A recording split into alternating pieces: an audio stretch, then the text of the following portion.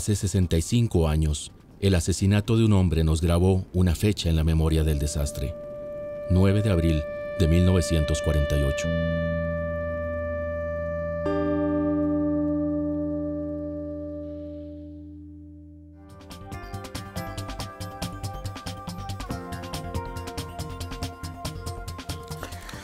Ricardo Restrepo, bienvenido a Palabras Más. Muchas gracias. Ricardo, director del documental Cesó la horrible noche, un documental que tiene varias características muy especiales. La primera, imágenes inéditas, a color de Bogotá, de Colombia y de otros lugares del mundo, pero básicamente de Bogotá, años 30, 40 y 50.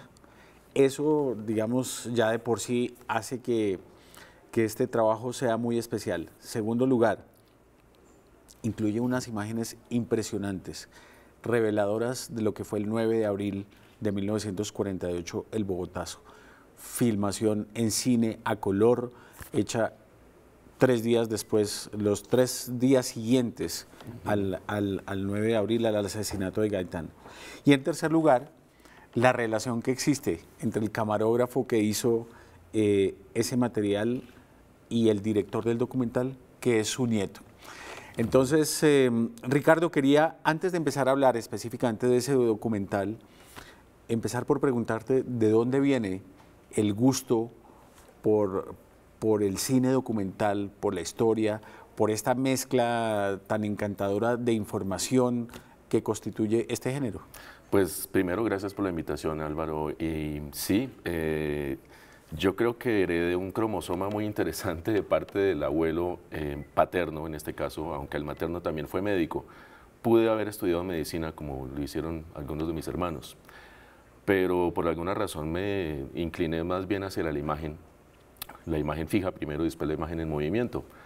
La pregunta que yo me hago ahora, mirando el material justamente de los años 30 y 40 que hizo el abuelo, es ¿de dónde él sacó esa visión particular como documentalista? Porque para la época no era fácil, no estudió eso, él es médico, fue médico pues principalmente, entre otras cosas. Entonces yo creo que se hereda de una forma muy extraña. Mi padre a su vez es médico, también oncólogo, pero también un aficionado a la imagen en movimiento. Y bueno, y terminé yo siendo el que pusiera finalmente la cuota cinematográfica. Cuando se refieren a su abuelo, al doctor Roberto Restrepo, se refieren como médico, periodista, documentalista y escritor. Háblanos un poco de esa persona que ya nos contabas que estudió medicina, pero que se desempeñó de alguna manera en todos estos otros oficios. ¿Quién era él? ¿De dónde vino? ¿Dónde apareció? ¿Dónde estudió? Bueno, yo al abuelo Roberto Restrepo no lo conocí. Desafortunadamente, él murió en el año 57. Pero lo estoy reconociendo a través de su obra, no solamente de la cinematográfica que acabo de descubrir, sino de sus textos. Él también escribió varios libros. Era un filólogo, era un amante de la lengua, era un amante de la ética y de las buenas maneras. Él nació en Finlandia, Quindío, en 1883, creo que era. Y bueno, se crió en Manizales, estudió medicina, fue uno de los primeros y de los pioneros médicos oncólogos en Latinoamérica. Y de todas maneras... ¿Dónde estudió? Él estudió medicina en París, en Francia. Luego regresó, hizo su familia, se casó con quien también ya murió, mi abuela Amalia Ángel. Una familia muy tradicional, digámoslo así, de Caldas, ya que se radicaron en Manizales luego. Allá el abuelo Roberto Restrepo fundó un hospital que se llamaba el Hospital Restrepo, dedicado exclusivamente al cáncer, al tratamiento del cáncer. Y bueno, escribía efectivamente, era periodista de La Patria, era miembro de la Academia de la Lengua. Era un tipo realmente fascinante, muy extraño, digamos, descubrirlo después de tanto tiempo a través de no solamente sus textos, como te digo, sino de sus imágenes. ¿Qué tipo de relación, ahora lo mencionabas, decías que estás reconociendo a tu abuelo que no conociste, ¿qué tipo de relación se puede establecer entre un nieto y un abuelo a través de este material, de su diario, de las memorias de los padres, de las personas que lo conocieron. Me imagino que debe ser algo especial, muy intenso, ¿no? Lo es, no solamente es especial e intenso, sino que entiendo mejor lo que pasaba en la época cuando sucedieron los hechos de abril del 48. Si bien es un tema que a mí me apasiona, la historia de Colombia, por primera vez me encuentro con una aproximación distinta a la que puede darte un texto o una película distinta, porque es una aproximación filial, es la del abuelo que estaba en ese momento, en ese lugar, en esas calles, rodeado de la muerte y del desastre. Entonces, es una relación extraña, es una relación en el tiempo, pero es una relación al tiempo, digamos, sanguínea, donde me reconozco en él cuando veo las calles hoy de Bogotá, me reconozco en él cuando veo las imágenes de la Bogotá reconstruida. Es una relación extraña, no deja de ser extraña a pesar de que he visto la película ya muchas veces. ¿Qué piensas tú de lo que pensaba el abuelo a través de la interpretación o de ver esas imágenes y de trabajarlas una y otra vez? Ahora entraremos ya en detalle de cómo fue el proceso de la película, pero digamos, esa comunicación, entender a ese hombre, ¿qué piensas tú de cómo era él? Bueno, el abuelo Roberto Restrepo era ante todo un crítico viral de la sociedad y sobre todo de la política colombiana de la época. En sus textos pocas veces, digamos, habla bien de lo que está sucediendo en ese momento en Colombia. Es un tipo ante todo ético, es un personaje que busca la verdad, que busca el equilibrio, muy centrado además en lo que él considera que debe ser lo ético y lo correcto. Lo hace en todos sus textos, así sea un tema político o sea un tema lingüístico. Entonces digamos que el reconocimiento que yo hago de él es de alguien muy recto, demasiado recto quizás, según me contaba también mi madre en la época que lo conoció. Pero sobre todo un tipo muy ético, que es lo que yo más rescato, y eso va justamente a lo que hay en la película. Pero los instantes iban agravándose. Ya se había anunciado por las radiodifusoras que Laureano Gómez, que el ministro Montalvo y que otros jefes conservadores habían sido linchados por la multitud en sus propios domicilios. De uno de ellos, residente frente a mi casa, vino a decírseme que estrangulado pendía de una de las columnas del Capitolio. Ricardo, ¿cuánto tiempo estuvo ese material, digamos, perdido, refundido en los anaqueles de la familia?